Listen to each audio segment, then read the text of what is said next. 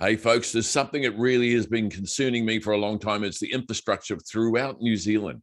Now, that's something that's not glamorous. It doesn't sort of hit the politics a lot, but it really is concerning. Now, let's talk about it. This is the ports. This is the three waters.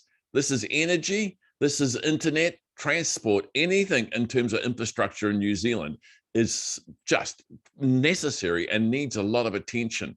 And what I've just found out, it's not getting a lot of attention. So, Vaughan, bring you on in here, brother. What's your thoughts on this? Yeah, well, that's a big topic, Max. And geez, so before we launch into infrastructure, because there's plenty to talk about there, it's been a funny couple of weeks. You know, we've just had GOP26 in Glasgow, where the only meaningful outcome of that was that Joe Biden happened to fart in Camilla Parker Bowles' face. So there you go. There's global warming right there. The only good thing about it, really, other than that, was that James Shaw was out of the country for 2 weeks. Then our Prime Minister visits Auckland. First time in 90 plus days of lockdown, but decides that no small business was worth visiting. A PR disaster.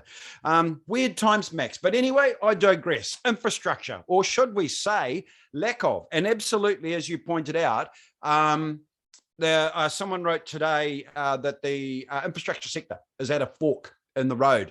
And in a nutshell, Max, the real issue is of no secret to anybody. It's the chickens of decades of neglect and underinvestment in infrastructure. They are coming home to roost. Exactly right, Vaughan, and they need some solid attention. But what's more concerning is multi-billions of dollars, which, you know, New Zealand hasn't got right now, and we're spending billions of dollars on other factors. So what's the solution to this, brother?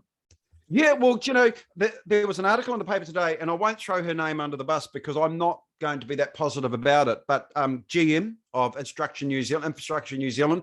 And I guess that the issue that we've got, right, the kind of horsepower and resources required to get the big civil works jobs done, you know, tunnels and bridges and stuff like that, they don't really exist in a domestic market. When it comes to that stuff, we've got to call an international rescue. But that's no disrespect to local civil works boys and girls, but in context, they're playing tiddlywinks, Max. So we don't have that horsepower here. And when I say horsepower, also resources, money.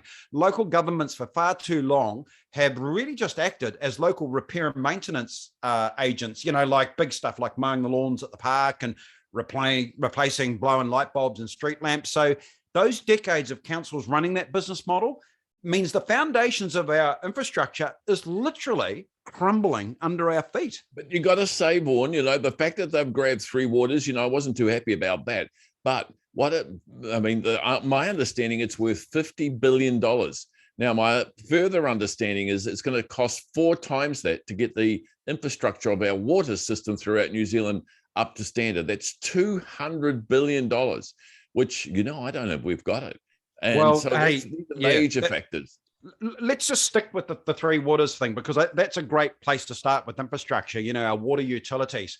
And to be quite frank, you know, the three waters word has spooked a lot of people these last couple of months as some kind of conspiracy theory that, you know, the government's trying to steal the water assets off the councils. But, you know, look no further than we are here in Auckland in our very own water care, which for many decades has been run by privileged elite bureaucrats who might have been the gold standard of governance, but they were a splattered toilet bowl when it came to strategy and planning. It was a disaster. And so, you know, you kind of get it. So well, Vaughan. I completely like that. These spoiled, over bloody paid bureaucrats. Go on. Most of them are still there. You know, they had their $800,000 CEO, and now he's got a cushy job down in Wellington with the government. You know, they just moved the bloody deck chairs around the Titanic. But anyway, coming back to the three waters, you know, I guess you did right. I'm hearing that to fix our water systems nationally, you know, Wellington's in a bad state. We're in $200 billion. Where are we going to get that from?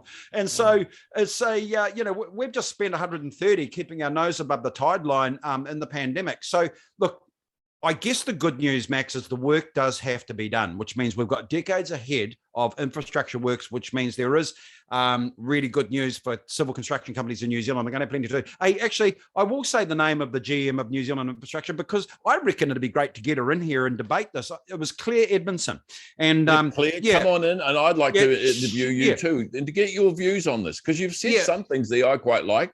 Some things I don't, but look, let's have a listen to you. Yeah. Well, look, I read the article, and it was a really well written article. But I'm going to call it as I will see it, Claire. And look, I read it. I really struggled with it because it came across as heroic and visionary and inspiring in terms of it pointed out that, yeah, we have neglected things and we've got to do some work. But let's face it, Max, the Civil Works Network in New Zealand is a good old boys club, more country and Western than hip hop, if you knows what I mean. And look, I can assure you that them nor their well-fed and watered offspring will be letting go of the reins anytime soon. So for Claire, I think she's got this challenge of the mentality of the civil works industry in New Zealand. So Let me just find another quick example. Well, let's not go deeply into these things, but the electricity industry. We're going to get electric cars. Everyone's keen on it. The Prime Minister's pushing madly for it. That's fantastic. Then she shut off the gas, and now we are consuming 250% more coal than we ever did. Now, that's where we need to be thoughtful about this infrastructure. We need to invest on actually having it in place before we do the knee-jerk things like, hey, everyone, buy electric cars. It's going to be wonderful. And we're going to have to buy a lot more coal from Indonesia, as we're doing now. Yep. And look, be able to run that. You did right, Max. And let's look at this objectively. Oh, and by the way, I'll just add quickly in there, Vaughan, buses, because I heard you yesterday talking about buses, electric buses. Oh, yeah, no, empty buses. we bought 152 electric buses at $750,000 a pop to cart fresh air around the city. Might be, there's a driver in them.